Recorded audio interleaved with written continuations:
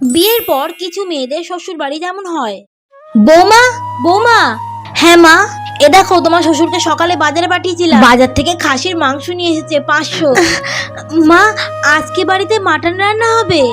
হ্যাঁ বাবা, হ্যাঁ আজকে খাসির মাংস রান্না হবে বাড়িতে। শাশুড়ি মাকে তো আমি দুদিন আগে বলেছিলাম অনেকদিন বাড়িতে মাটন রান্না হয়নি, সেজন্যই মনে হয় নিয়ে এসেছে। নাও মাংসটা ভালো করে রান্না করো দেখি। হ্যাঁ মা, আমি এক্ষুনি ভালো করে ধুয়ে পরিষ্কার করে তারপর রান্না করছি। আচ্ছা ঠিক আছে, যাও তাহলে রান্না বান্না শুরু করো তাহলে। যাই হোক, অনেকদিন পর আজকে বাড়িতে মাটন রান্না হবে। 6 মাস তো বাড়িতে মাটন রান্নাই হয়নি, আর আমি তো মাটন খেতে খুব ভালোবাসি। এর আগে তো রবিবার হলেই মা মাটন রান্না করতো আমার জন্য।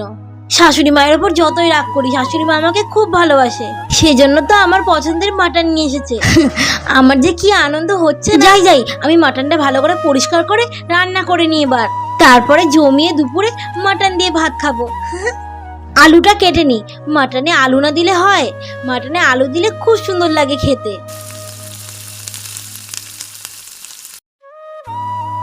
মা, আরে মানুমা, দিদুন আয়। দিদি ভাই এসো এসো, ভেতরে এসো। মা বলো, তুমি আমাকে হঠাৎ ডাকলে কেন? দিদি ভাই বসো, তোকে অনেকদিন দেখিনি তো, তাই মনটা কেমন খারাপ করছিল, তাই তোকে ডাকলাম। ও তাই? আমি অনেকদিন থেকে ভাবছিলাম তোমার কাছে আসবো আসবো, আসার সময় পাচ্ছি না।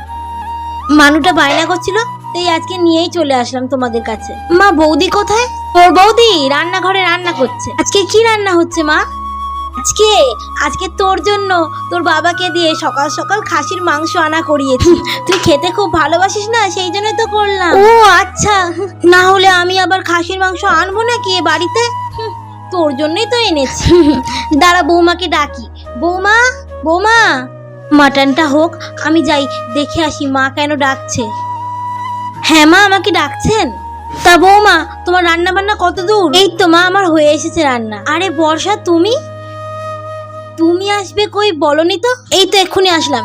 কেন মা তোমাকে বলে? আরে বৌমা, তোমাকে আমার বলা হয়নি। মানু আর দিদি ভাইকে আজকে আমি ডেকেছি দুপুরে খাওয়ার জন্য।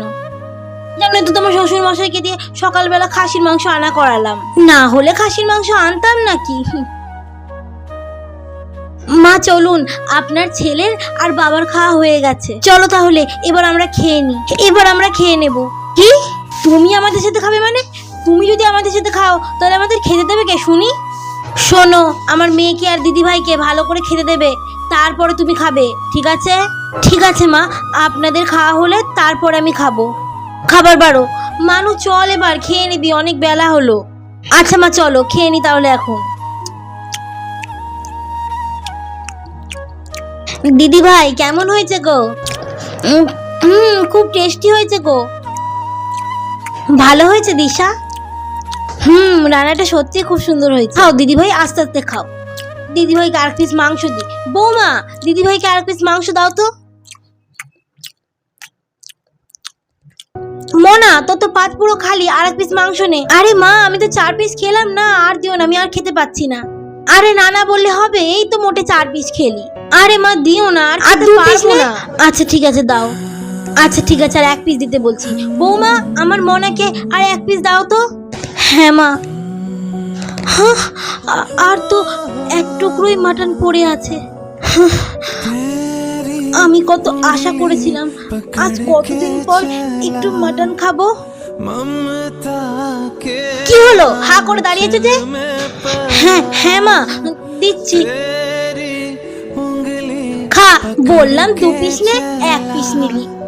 আস্তে আস্তে খা, খা তো খা, ভালো করে খা, তোর জন্যই তো আনালাম মাংস, ভালো করে খা।